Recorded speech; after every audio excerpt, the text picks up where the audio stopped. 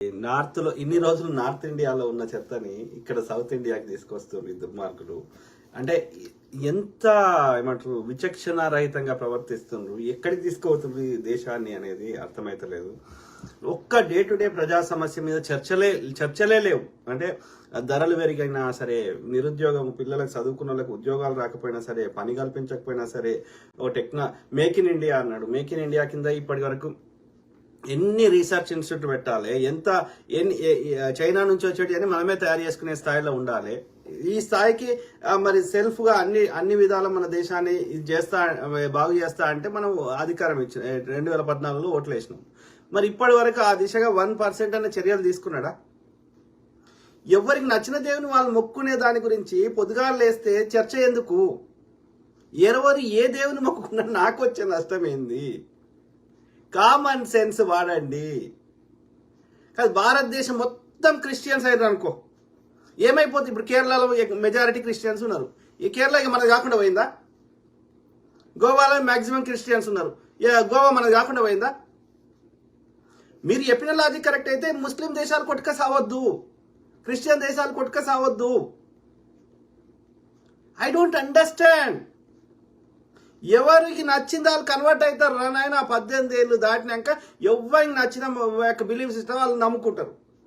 నాకు వచ్చే నష్టం ఏంది? ఇప్పుడు అమెరికాలో ఇస్కాన్ టెంపుల్కి తెల్లోళ్ళు వస్తున్నారు, కొంతమంది ఇస్కాన్ హరే రామ హరే కృష్ణ అనుకుంటా పాటలు పాడుతున్నారు.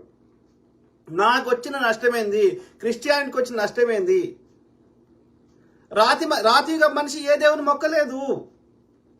రాతియుగంగా ఉన్న ఒక అడవిలో జంతువు లెక్క బతికిన మనిషి ఆ తర్వాత మెల్లమెల్లగా సంఘజీవిగా తయారైండు. ఆ క్రమంలో తెగలుగా బతికిర్రు, ట్రైబ్స్ గా బతికిర్రు. ఆ తర్వాత ఒక సిస్టమేటిక్ గా ఒక సివిలైజ్ సొసైటీగా బతికిర్రు. ఎప్పుడు బతికినా మెజారిటీ ఆఫ్ ద మనిషి పుట్టినప్పటి నుంచి ఇప్పటి వరకు ఒక 3-4 వేల సంవత్సరాల కిందటి వరకు అసలు మనిషి ఏ మతాన్ని పాటించలేదు. ఇప్పటికీ చాలా ట్రైబ్స్ ఉన్నాయి ఏ మతాన్ని పాటించవు, బట్టలు వేసుకోవు. అమెజాన్ అడవులలో కావచ్చు, శ్రీలంక అడవులలో కావచ్చు, ఆఫ్రికా అడవులలో కావచ్చు. ఏ పక్షి మెజారిటీ జీవరాశులు ఏవి ఏ మతాన్ని పాటించవు. ఆవు, కుక్క, పిల్లి, పంది, అడవిలో ఉండే జీవరాశులు, పురుగులు, బొద్దింకలు ఏ మతాన్ని పాటించవు. ఒక్క ప్రకృతి నియమాలు తప్ప. అందరికి ఒకటే సూర్యుడు, ఒకటే భూమి, ఒకటే గాలి, ఒకటే యూనివర్స్ ఉన్నప్పుడు ఇక వేరువేరుగా ఒక ఈ దేవుడు ఈ పర్టికులర్ దేవుడే సృష్టించిండు, ఆ పర్టికులర్ దేవుడే సృష్టించి ఉండదు. ఒకటే ఉంటుంది సోర్సు. ఆ సోర్స్కు నువ్వు ఏమన్నా పేరు పెట్టుకో అన్నప్పుడు ఎందుకు పనికిరాని విషయం మీద, అది వ్యక్తిగత విషయం మీద, అది నమ్మినా నమ్మకపోయినా మనకు ఒరిగే నష్టం లేని దాని మీద ఎందుకు కొట్టుక సావాలి?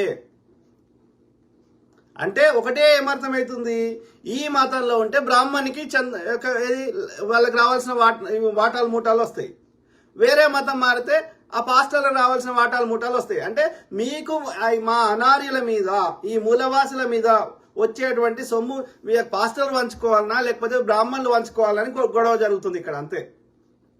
లేకపోతే ఎవరు ఏ మతం కన్వర్ట్ అయినా సామాన్యులకు వచ్చే నష్టం ఏంది? ఆలోచించండి మిత్రులారా దయచేసి. ఆ క్రమంలో నిన్నయాల ఏంది చాలా దాడులు చూస్తున్నాం. అది ఎంతవరకు కరెక్టో దాని వీడియో చూపెట్టినాక మాట్లాడతా. ఈ చెత్త నార్త్ ఇండియాలో ఉంది. ఎందుకంటే నార్త్ ఇండియాలో గాడి కొడుకులు ఈ ఆర్య బ్రాహ్మణుల యొక్క సంఖ్య ఎక్కువ ఉన్నది. మన దగ్గరనేమో 1-2% కూడా లేదు. అక్కడనేమో దాదాపు 15% దాకా ఉంది, ముఖ్యంగా యూపీ, ఉత్తరాఖండ్ ఈ ప్రాంతాల్లో. ఓకే, మధ్యప్రదేశ్, నార్త్ ఇండియాలో మహారాష్ట్ర నుంచి పైకి పోయినా కొద్ది. సో ఆ చెత్త నా కొడుకులు జంబికత్తులు వీధులలో అమ్మి ఆ జంబికత్తులు పట్టుకొని తిరుగుకుంటే ఎవరిని పడతామని దాడులు చేస్తున్నారు. ఎందుకు ఏమైతుంది? వారు వేరే మతమైనా ముస్లిం అయినా కానీ నీ కోటేస్తారు కదా, క్రిస్టియన్ అయినా నీ కోటేస్తారు కదా. లేకపోతే ఇవాళ సికింద్రాబాద్ ఎట్లా గెలుస్తాడు కిషన్ రెడ్డి? ఇవాళ లేకపోతే ఆ యొక్క నార్త్ ఈస్ట్ రాష్ట్రాల్లో ఎట్లా గెలుస్తారు బీజేపీ వాళ్ళు? సౌత్ ఇండియాలో గెలుస్తలేరు కదా. మరి మొత్తం హిందువులు ఉన్న రాష్ట్రాల్లో కూడా గెలుస్తలేరు కదా. ముస్లిం రాజులు పరిపాలించారు.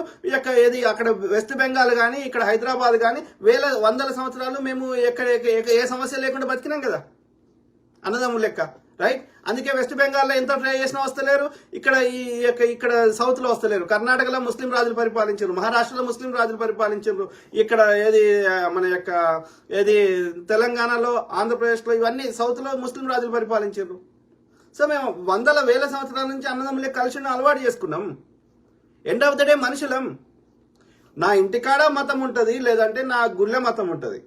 నా చర్చిల మతం ఉంటుంది, లేదంటే నా ఇంటి కాడ ఉంటుంది.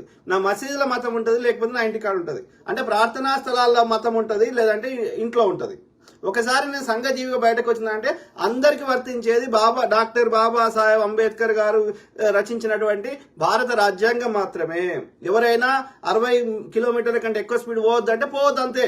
ముస్లింలకి వేరే స్పీడ్ ఉంటుంది, క్రిస్టియన్లకు వేరే స్పీడ్ ఉంటుంది, హిందువులకు వేరే స్పీడ్ ఉండదు. అట్లా సపరేట్గా నేను సూర్యుడు ముస్లింల కోసం సపరేట్గా ఎండ కొడతా, ఇంకోరికి సపరేట్గా ఎండ కొడతా, ఎవరు చూడనప్పుడు కొడతా, క్రిస్టియన్స్ మీద వర్షం పడిస్తా, ఎట్ ద సేమ్ టైం అట్లా చేయదు ప్రకృతి. కొందరి కోసం స్పీడ్గా తిరుగుతా, కొందరి కోసం తక్కువ తిరుగుతా, ఉండదు అట్లా. సో ప్రకృతి ఎవరిని డిఫరెన్షియేట్ చేయనప్పుడు, అందరిని ఈక్వల్ చూసినప్పుడు ఉన్నదానికంటే ఉన్నతంగా బతకడానికి కొందరికి ఈ నియమాలతో బతికితే మంచిగా ఉంటుందిరా అని చెప్పారు. అది నచ్చిన వాళ్ళ అది పాటించారు. అదొక జీవన విధానం. అవి నచ్చినా నచ్చకపోయినా ఎవరైనా ప్రకృతి ధర్మాలు పాటించాల్సిందే. ఏ మతంలో కూడా తల్లిని తిట్టుపో, అబద్ధం ఆడిపో, వాడిని చంపుపోని ఏ మతం చెప్పది. అట్లా చెప్పితే అది మతమే కాదు. అర్థమైందా? ఒక్క ఈ సనాతన ధర్మం తప్ప మిగతా ఏ మతంలో హింస లేదు. హిందూ మతంలో హింస లేదు, అహింసనే. ఓకే, బుద్ధిజము, జైనిజము, అజీవకాలు అహింసనే. ఏ మతం అనేది తీసుకో, ఇస్లాంలో లేదు, క్రిస్టియానిటీ లేదు. శాంతి, సహనం ఇవే ఉన్నాయి. ఒక్క ఈ బ్రాహ్మణుడు పెట్టిన చెత్త తప్ప. అశోకుడు హింస ఏలే. అర్థమైందా? అశోకుడు హింసను చూడలేక ఈ బుద్ధిజంలకు పోయిండు. సో హింసను ప్రేరేపిస్తుంది నాటి నుంచి నేటికి ఈ బ్రాహ్మణులు మాత్రమే. ఆ బ్రాహ్మణులకి ఈ యొక్క మన భారతదేశానికి సంబంధం లేదు. ఇవాళ ఏవైతే హిందూ స్క్రిప్చర్స్ అంటున్నారో, రామాయణ మహాభారతం, అవి హిందూ స్క్రిప్చర్స్ కాదు కాదు కాదు కాదు. 1,00,000 సార్లు చెప్తా, 1,00,00,000 సార్లు చెప్తా. అవి పక్కా అప్పుడు పర్షియా దేశం పెద్ద దేశం, ఆ మధ్య ఆసియా నుంచి వాళ్ళ చెత్తను వాళ్ళు రాసుకున్న చెత్తని మన మీద ఇవే హిందూ స్క్రిప్చర్స్ అని రుద్దుతున్నారు. కావు కావు కావు. అలా హిందూ శబ్దం ఏడన్నా చూపెట్టండి, నేను ఏ బాయిలో దుంకుమంటే దుంకుతా, నీళ్ళని బాయిలో దుంకుమంటే దుంకుతా. అర్థమైందా? అది సనాతన అధర్మం, కరెక్ట్. సో ఆబ్రహాంకి రిలీజియన్స్ జుడాయిజము, సిక్కిజము, క్రిస్టియానిటీ, ఇస్లాం, ఆ మూడిని ఆబ్రహాంను వ్యతిరేకించిన వారిని వెలివేస్తే ఇక్కడికి వచ్చిర్రు ఈ బ్రాహ్మణులు అని చెప్తున్నారు. ఓకే, కావచ్చు, అది నేను ఆశ్చర్యపోతలేను. ఓకే, కాబట్టి వాళ్ళ అన్నదమ్ములు, వాళ్ళ యొక్క ఆచార వ్యవహారాలు అన్నీ అట్లనే ఉంటాయి.